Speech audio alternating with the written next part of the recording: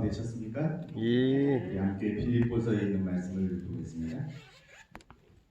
빌립보서 2장 5절로부터 있는 말씀을 봅니다.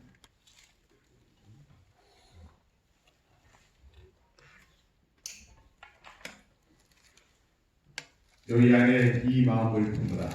곧 그리스도 예수의 마음이니 그는 근본 하나님의 본체시나 하나님과 동등됨을 취할 것으로 여기지 아니하시고 오히려 자기를 비워 종의 형체를 가져 사람들과 같이 되셨고 사람의 모양으로 나타나사 자기를 낮추시고 죽기까지 복종하셨으니 곧 십자가에 죽으십니다.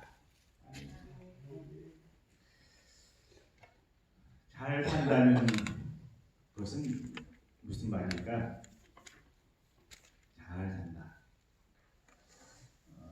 크게 이제 두 가지로 표현할 수가 있겠습니다. 하나는 부유하게 산다는 의미입니다.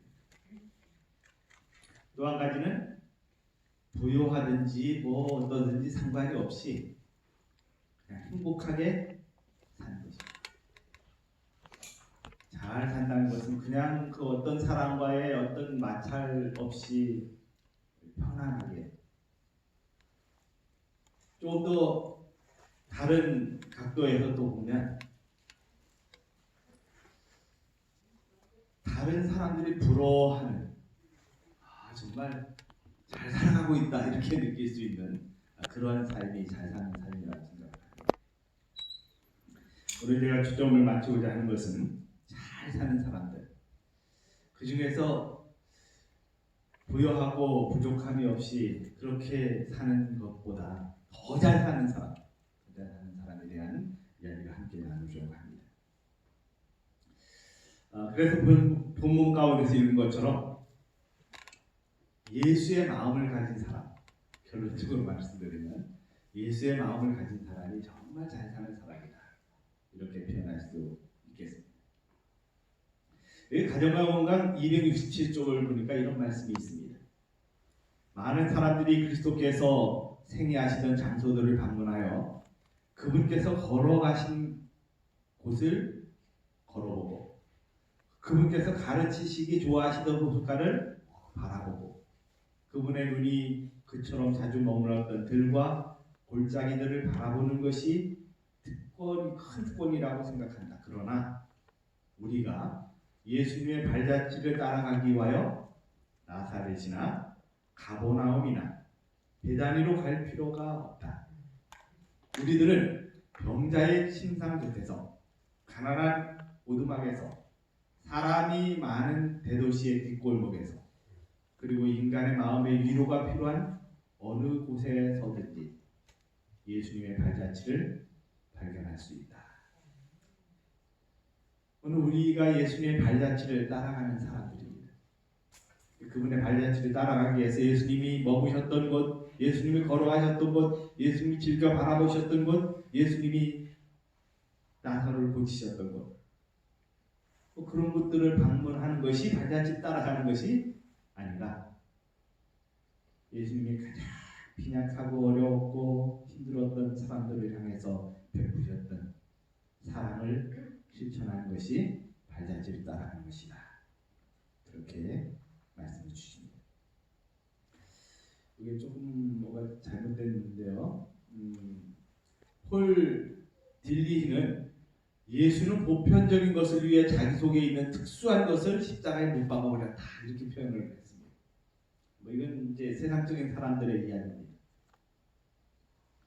예수님은 정말 중요한 것을 위해서, 우리의 세상으로 볼 때는 그냥 보편적인 것인데, 보편적인 것이고 아무것도 아닌 것인데, 예수님은 가치 없는 우리를 위해서 십자가라는 형태를 선택하십니다. 근데 세상적으로 볼 때 가치가 없어 보이지만 예수님 보실 때는 정말 가치 있게 우리를 보신다는 것입니다. 감사하죠? 아멘. 너무나 행복한 우리의 삶이라고 생각합니다. 여기 마태복음 5장 16절에 이런 말씀을 봅니다. 이같이 너희 빛을 사람 앞에 비추게 하여 저희로 너희 착한 행실을 보고 하늘에 계신 너희 아버지께 영광을 돌리게 하라. 여기에 너희 착한 행실은 행함이 아닙니다. 그죠? 아시죠? 행함이 아니라 우리가 예수를 생각하고 예수님 마음을 품으면 거기에서 우러나오는 행동을 착한 행실이라고 말합니다. 내가 의로워지려고 행위로 뭔가를 하려고 노력하는 그것이 아니라 어떻게 나오는 삶이에 예수님 마음을 품음으로 그 마음을 닮아가면서 나타나는 현상이 착한 행실이라는 것입니다. 오늘 우리가 정말 이렇게 오랫동안 신앙생활을 하면서 이렇게 잘 변하지 않는 것들이 있어요. 저는 최근에 이제 재림연수원을 갔다 오면서 한 가지 이렇게 마음속에 정말 느껴진 것이 하나 있습니다. 베드로가 3년 반 동안 예수님을 따라다녔습니다. 예수님 곁에서 먹고 마셨습니다. 그리고 예수님이 하시는 일이란 뭐든지 즐겨서 했습니다. 근데 그가 예수님이 십자가에 돌아가실 때 어떤 행동을 했습니까? 잘 아시는 것처럼 예수님을 부인을 합니다. 몇 년 동안 따라다녔는데 3년 반 동안 따라다녔는데 변한 게 별로 없어요. 그런데요, 예수님이 고난당하시는 모습 보고 십자가에 달리시는 모습 보고 부활하시는 모습을 보면서 며칠 사이에 3년 반이 아니라 며칠 사이에 베드로가 얼마나 변했습니까? 80도로 변합니다. 굉장히 변합니다. 그러니까 뭐 옆에 있다는 사실이 아니라 그가 뭘 인식하고 돌아서느냐에 따라 달라진다는 것입니다. 또 오늘 우리가 뭐 어떤 분들은 30년, 40년 변함이 없다라고 말씀하시는 분도 계실 수 있겠으나 우리가 획기적인 어떤 일들을 경험을 하게 되면 우리 어떻게 변할 수 있어요? 단 며칠 사이에, 단 하루, 아니 단 순간에 이렇게 변할 수 있다는 것입니다. 그래서 아멘. 그런 거 지금까지의 삶에 대해서 지금까지 내가 살아오는 어떤 모습에서 실망하지 마시기 바랍니다. 우리는 주님을 마음속에 모시는 어떤 획기적인 경험이 있으면 변할 수 있는 베드로처럼 그런 가능성을 주님께서 저는 베드로를 통해서 그런 것을 보여주신 것 같다는 생각을 연수원에서 있는 기간 동안 생각이 들었습니다. 물론 이제 이걸 뭐 다른 쪽으로 해석하면 좀 위험성이 있는 부분도 있지만 그러나 오늘 제가 말씀드리고자 하는 것은 우리가 지금 현실에만 이렇게 자꾸 집착해서 현실적으로 내가 이렇게 발전 안 되고 있는 것에 너무 이렇게 그래서 그냥 의기소침하고 이렇게 있지 말라는 것입니다. 우리의 마음이 주님께로 돌아서는 그런 경험들을 가지는 것은 대단히 행복된 일이라고 생각을 합니다. 여기 그 증언보감 1권 209쪽에 이런 말씀이 있습니다. 온유, 부드러움, 인내, 오래 참음, 쉬 화를 내지 아니함, 모든 것을 참음, 모든 것을 바람, 모든 것을 견딜. 이와 같은 것들은 하나님께서 자라게 하시는 고귀한 사랑의 나무에서 성장하는 열매들이다. 이 나무는 만일 영양을 공급받는다면 상록수로 판명될 것이다. 그 가지들은 썩지 않을 것이며 그 잎들은 마르지 않을 것이다. 그것은 불멸하며 영원하고 끊임없이 하늘의 이슬에 의하여 공급받을 것이다. 이 여기에서 나타난 이 특징들은 고린도전서 13장에 나타난 사랑에 관한 특징들입니다. 그 사랑을 실천하는 것은 그냥 하나님께서 자라게 하시는 사랑의 나무에서 성장하는 열매라는 것입니다. 그렇게 열매 맺는 그 나무는 마른 가지도 없고요. 또 상록수로 그 어떤 겨울이 되면 우수수 떨어지는 나뭇잎이 떨어지는 그런 나무가 아니라 언제 어떤 상황이든지 변함이 없는 그런 나무로 판명될 것이다. 이렇게 약속을 해줍니다. 이 증언보감 1권 170쪽을 보니까 이런 말씀이 있었습니다. 하나님의 능력은 아무 때나 나타나는 것이 아니다. 사람이 필요로 할 때가 하나님의 능력이 나타나는 기회가 된다. 하나님의 능력은 아무 때나 나타나는 것이 아니다. 여기 그림을 하나 제가 넣어놨습니다. 무슨 의미를 가지고 이 그림을 넣었을까요? 내가 선악과를 따먹으려고 할 때 하나님의 능력이 나타났으면 어떻게 될까요? 못 따먹게 했으면 되죠. 그죠? 아무 때나 나타나는 것이 아닙니다. 언제 나타나요? 우리가 가끔 기도를 합니다. 기도할 때 선악과 앞에 가서요. 선악과 앞에 가서 하나님 선악과의 유혹을 받지 않게 해주십시오. 이러면 어떻습니까? 그 기도가 응답이 될까요? 우리가 뭔가를 할 때 자꾸 하나님의 능력을 아무 때나 이렇게 좀 과소평가하는 것들이 있어요. 그래서 자기 어떤 이기적인 것을 위해서 기도하면서도 하나님 능력이 나타나기를 자꾸 바란다는 것입니다. 근데 사람이 정말 필요로 할 때 하나님이 능력이 나타나는 기회가 된다는 것입니다. 절박한 때, 가장 필요로 할 때. 근데 그것이 하나님의 뜻과 뭐가 할 때요? 일치돼. 나의 이기적인 목적, 그래서 뭔가 그냥 생명을 조금 더 연장시키는 그런 차원이 아니라 하나님의 뜻과 연결된 삶을 살아가고자 할 때, 그럴 때 하나님의 능력이 나타난다는 것입니다. 즉 다시 말하면 내가 지금 아파요. 아픈데 내가 아파서 이렇게 기도를 하면서 하나님 회복시켜 주십시오. 그냥 막연히 기도하는 것보다 구체적인 목적을 갖는 것입니다. 이제 내가 이제까지 나를 위해서 살아왔다. 근데 이제는 내가 회복이 되면 뭘 하면서 살겠다? 다른 사람을 도와주면서 살겠다. 그래서 그 목적을 가지고 기도를 하는 것입니다. 하나님, 내가 다른 사람을 돕는 삶을 살고 싶습니다. 하나님이 그 하나님의 능력이 그때 나타나는 거죠. 아멘. 그런 어떤 경험들을 우리가 가질 수 있다는 것입니다. 여기 이런 말씀이 있습니다. 사랑은 힘이다. 그 밑에 빨간 글씨 읽어보겠습니다. 순수한 사랑의 탁월성과 가치는 선을 행하려 선 이외에는 아무것도 행하지 않는 효력이 있다. 선은 뭐냐면 하나님의 영광이 선입니다. 하나님의 영광이 뭐냐면 선한 것입니다. 근데 그 선은 내가 어떤 의로운 행위가 아니라 예수님 마음에서 나오는 하나님의 품성에서 나오는 것입니다. 나의 어떤 의로운 행동, 그냥 내가 의로워지려고 그냥 행함으로 어떤 것을 하는 것이 아닌 하나님의 선하심을 닮아가는 삶에서 나타나는 현상입니다. 그래서 우리가 이걸 좀 오해하는 경우들이 많습니다. 믿음과 행함의 관계에서 믿음만 있으면 안 됩니다. 행함이 있어야 합니다. 근데 이 행함이 내가 스스로 뭔가를 하려고 하는 행함이 아니라 정말 예수님 마음을 품은 가운데서 나타나는 자연적인 현상이 행함이 되어야 합니다. 그래서 믿음과 행함은 쌍둥이인데 그것이 나눌 수 없고 행함만 있다고 구원받지 못하고 믿음만 있다고 구원받지 못하는데 이 행함이라고 하는 것, 그러니까 온전히 100% 믿음으로 구원을 받는데요. 근데 거기에 행함이 없으면 안 된다는 것입니다. 근데 여기에 좀 자꾸 저는 어릴 때 이 부분이 도대체 이해가 안 갔어요.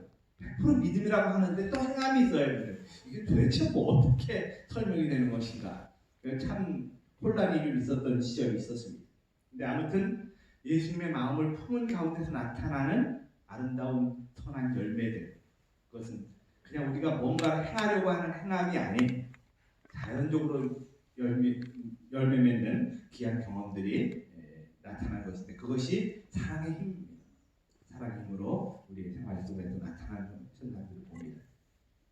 순수한 사랑에 의해 이루어진 것은 무엇이든지 사람이 보기에는 매우 작고 하찮으나 사실은 전적으로 풍부한 열매를 맺는다. 왜냐하면 하나님께서는 얼마나 많은 양의 일을 했는가보다 얼마나 많은 사랑을 행사했는가를 더 중요시하기 때문입니다.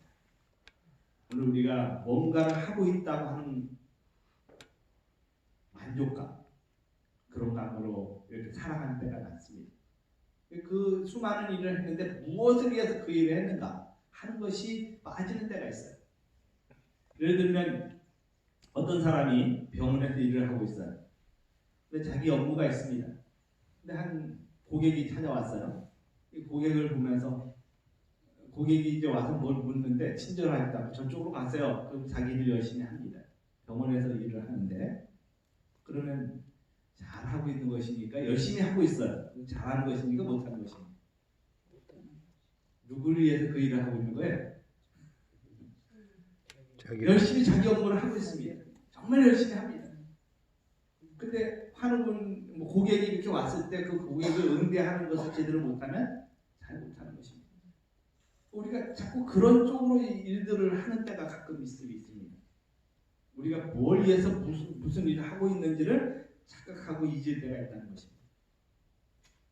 오늘 우리는 무엇을 어떤 일을 얼마나 많이 했는가가 중요한 게 아니라 얼마나 많은 사랑으로 그 일을 했느냐가 중요하다는 것을 꼭 기억하는 하루가 되었으면 좋겠습니다.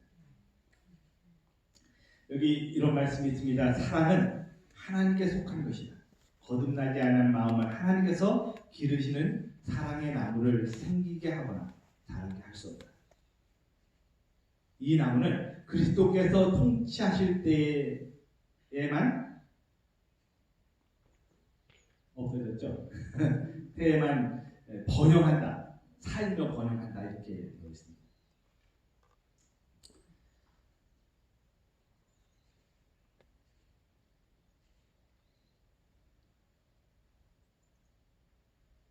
이렇게 나타나요. 이제까지 좀 제가 좀 더 행복하군요. 그리스도 통치하실 때만 살며 번영한다. 우리가 사랑이라는 나무가 이렇게 잘 자라려면 내 안에서 누가 통치하셔야 돼? 그리스도께서 통치하셔야 합니다. 그분이 통치하신다는 것은 그분이 그냥 억압적으로 나를 끌어가시는 것이 아니라 나는 자유의지를 가지고 있습니다. 그 자유의지에 선택한 사람들이 주님의 인도하심에 따라가는 것을 이렇게 통치다 그렇게 표현할 수 있겠습니다. 어떤 사람이든지 강제로 이렇게 끌어오셔서 막 하시는 것은 없습니다. 오늘 하나님께 속한 사랑의 특징은 우리의 생활에서 이렇게 잘 실천하는 그런 삶이 되었으면 좋겠습니다. 여기 또 이런 말씀이 있습니다. 사랑은 이익이나 보상을 위하여 일하지 않으나 하나님께서는 모든 사람의 활동마다 그 확실한 결과로서 큰 유익이 따르도록 정하셨다. 사랑이 어떤 사랑을 할 때 이익을 위해서 내가 뭐를 하지 않아. 그런데 결과적으로 뭐가 생긴다는 것입니까? 큰 보상이 따라온다는 것입니다. 예를 들어서 내가 누군가를 도와주는 마음을 막 갖습니다. 나도 지금 아파요. 아픈데 누군가를 도와줘야 되겠다는 강한 마음이 막 들어서 그분을 도와주다 보면 언제인지 모르게 내 병이 나아버리는 경험을 하시는 분들이 있다는 것입니다. 뭐 때문에 그래요? 사랑의 힘입니다. 그래서 어떤 내가 뭐 이익을 위해서 어떤 일을 해야 되겠다 이런 것이 없이 그냥 순수한 사랑에 의해서 하다 보면 결과에 있어서는 엄청난 것을 얻는 경우들을 하는 것입니다. 사랑이 어떤 내가 뭐 행동을 어떻게 해야 되겠다 하는 어떤 그 마음에 의해서 하는 것이 아니라 정말 사랑하는 순수한 마음에서 시작한 수많은 일들을 나에게 확실한 결과로 유익이 되는 것들을 오늘 경험하는 것은 참된 행복이라고 생각합니다. 여기 마태복음 7장 12절에는 이런 말씀을 주십니다. 그러므로 무엇이든지 남에게 대접을 받고자 하는데 너희도 남을 대접하라. 이 말씀 모르시는 분이 별로 없습니다. 이걸 황금률이라고 말합니다.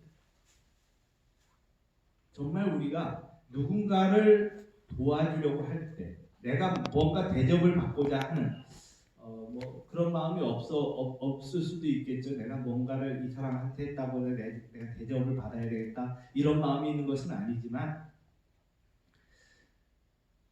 그러나 결과적으로 따라오는 것은 내가 남에게 대접을 받을 수 있는 비결은 비결은 남을 이렇게 제대로 대접하는 것이라고 하는 것입니다. 어떤 때에는 똑같은 사람에게 나타나지 않습니다. 제가 한 경험에 의하면 제가 설교할 때 지난번에도 말씀을 드렸는데요. 한 번은 이제 호평에 갔습니다. 그리고는 이제 그 파스타리오라고 하는 음식을 좀 먹고 내려왔더니 주차장에 이제 내려와서 주차장에서 이렇게 나가고 있었습니다. 그때 한 차가 내려오다가 제 차를 박았습니다. 깨만이 깨졌습니다. 근데 이 내려오신 분이 막 이게 연세가 좀 드신 분인데 얼마나 떠시는지요. 막 심하게 떨면서 막 말도 제대로 못 하십니다. 긴장을 많이 하신 것 같아요. 처음 이렇게 차를 박으셨는지. 근데 그분의 행동이 너무 좀 그러셔서 그냥 가시라고 얘기했습니다. 그냥 가십시오. 제 차 망가진 건 좀 그렇지만 어차피 좀 깨져 있었거든요. 그런데 좀 심하게 더 깨졌거든요. 그래서 저는 조금 더 심하게 깨진 게 그렇게 별 문제는 안 되었기 때문에 그냥 가시라고 했습니다. 근데 지금 후회합니다. 그때 저는 예수님 믿는 사람입니다 라고 말을 하고서 보낼 걸 그런 후회를 합니다. 근데 이제 아무튼 그분을 그냥 가시게 했습니다. 근데 참 얼마가 지난 후에 제가 다른 사람 차를 박았습니다. 근데 그분이 어떻게 했을까요? 저에게 그냥 가라는 것입니다. 제가 그분에게 받은 것은 아닌데 제가 그 행동을 한 것을 나중에 다른 사람을 통해서 받았어요. 야, 이거 참 신기하다 이런 생각을 많이 했습니다. 우리가 어떤 행동을 해요. 근데 그 행동 뒤에 내가 그걸 선행을 쌓으려고 하는 것도 아니고 나는 그냥 이게 원래 좀 깨졌던 차인데 조금 더 심하게 깨져서 이 정도는 그래서 그냥 보낸 거거든요. 저는 이제 조금 부담이 좀 적은 상태죠. 만약에 새 차를 박았다면 아마 제가 또 해달라고 했을지도 모르겠습니다. 아무튼 지금은 후회를 합니다. 예수님 믿는다는 얘기를 안 한 것이 좀 후회가 됩니다. 그런 말만 했지만 그런데 제가 볼 때는 저 사람은 신앙생활 하는 사람이다 이런 느낌을 받았을 거라는 생각을 합니다. 그저께 저희가 이제 개원 기념 예배를 드렸습니다. 근데 여기 근처에 사시는 한상호 목사님 오셔서 이렇게 한 말씀을 하시고 가셨습니다. 근데 그분이 아주 이게 군대에 있을 때 그 고참 되시는 분이 위에 이제 상사분이 이렇게 배터리를 하나 주면서 이거를 새 걸로 어디 가서 교체해 와라. 그래서 그걸 심부름을 받고서 이제 가다가 뒤에 헌병대가 이렇게 지키고 있는데 헌병대에 걸렸대요. 그래서 이제 헌병대에 끌려가가지고 유치장에 이렇게 가야 될 수밖에 없는 상황인데 그분이 거기에서 이렇게 그 순간 떨면서 있다가 기도를 했대요. 하나님 도와주십시오. 그리고서 이제 저는 안식일 교인입니다. 이런 말을 했더니 이분이 이렇게 좀 험한 얼굴로 유치장 가야 된다 이렇게 말씀하시던 분이 갑자기 태도가 돌변해가지고 너 위생병원 아냐? 이렇게 얘기하시면서 결과적으로는 위생병원에서 아이를 낳았는데 그 아이 낳을 때 간호사가 너무 친절해서 야 이런 병원도 있구나 이런 생각을 하고 있던 차에 안식일 교인이라고 하니까 그래서 이게 풀려났대요. 그냥 아무 문제 없이 풀려났다고 하는 얘기를 들었습니다. 그래서 우리가 어떤 일들을 할 때 그 선행이 나에게 나타나지 않을 수도 있다는 것입니다. 내가 친절하게 한 그리스도인으로서 그냥 예수님 닮아서 친절하게 한 행동이 다른 사람을 건너서 그죠? 또 다른 사람에게 그것이 놀라운 일을 경험하게 해주는 것입니다.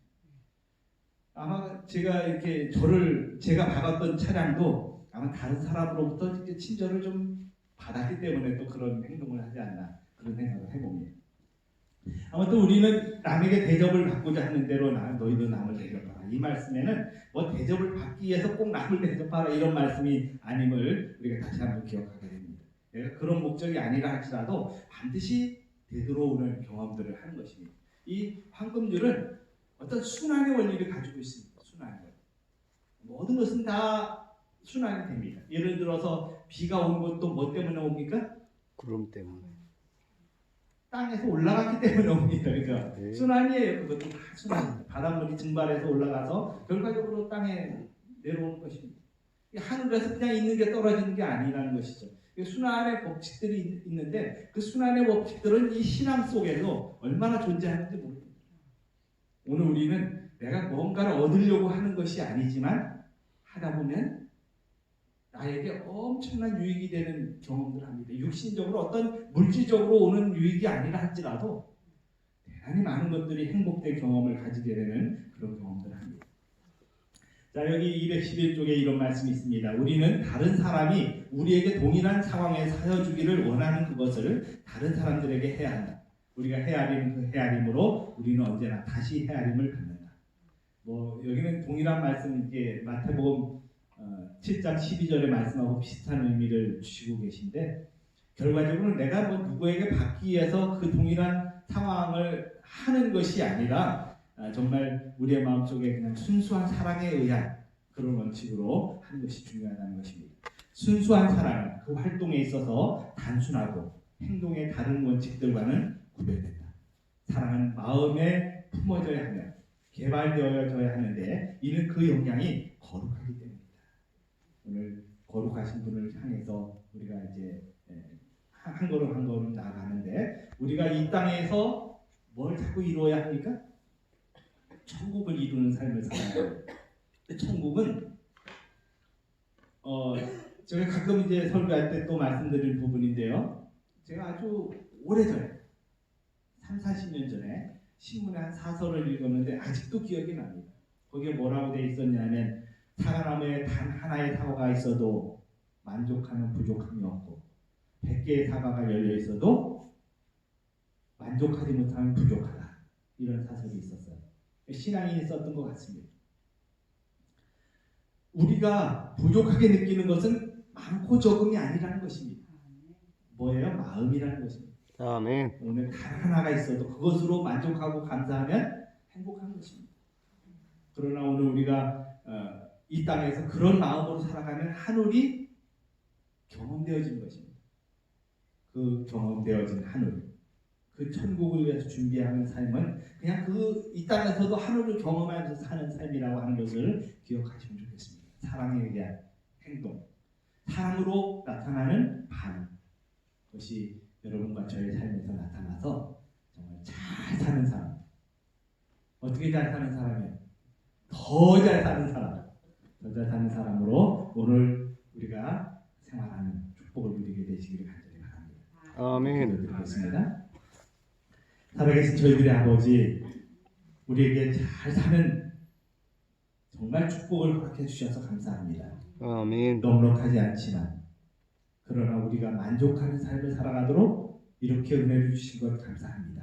아멘. 지금 감사하게 도와주시고, 지금 만족하게 도와주시고, 지금 주님께로 향한 마음을 그치지 않도록 인도해 주셔서 그 시작이 우리를 변하게 하고 그 축복이 다른 사람에게 흘러가는 참된 행복을 우리로 경험하도록 인도해 주시옵소서.